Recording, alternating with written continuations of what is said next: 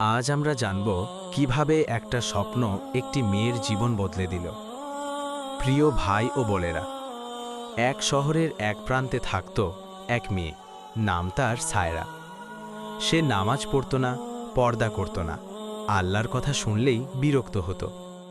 বন্ধুদের সাথে ঘোরাঘুরি, ফ্যাশন, সোশ্যাল মিডিয়া, এই ছিল তার জীবন। মা তাকে বলতো, মা একটু নামাজ পড়ো, আল্লাহকে ভয় করো। সায়রা হেসে বলতো, এখন জীবন উপভোগ করার সময়।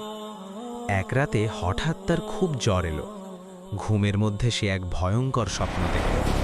সে দেখল কিয়ামতের মাঠে সে একা দাঁড়িয়ে আছে, চারদিকে অন্ধকার।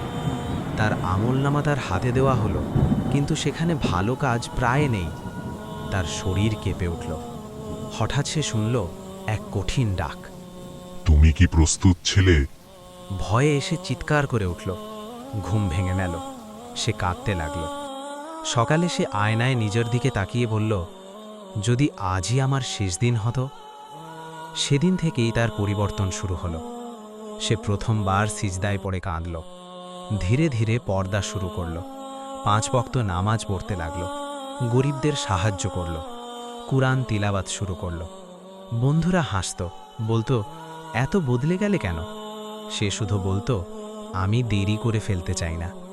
কয়েক বছর পর সায়রা হয়ে উঠল এলাকার মেয়েদের জন্য অনুপ্রেরণা। যে মেয়ে একসময় আল্লাহর কথা শুনতে চাইত না, সে এখন অন্যদের আল্লাহর পথে ডাকত। প্রিয় ভাই ও বোনেরা, গল্পটি কেমন লাগলো অবশ্যই জানাবেন। আসসালামু আলাইকুম।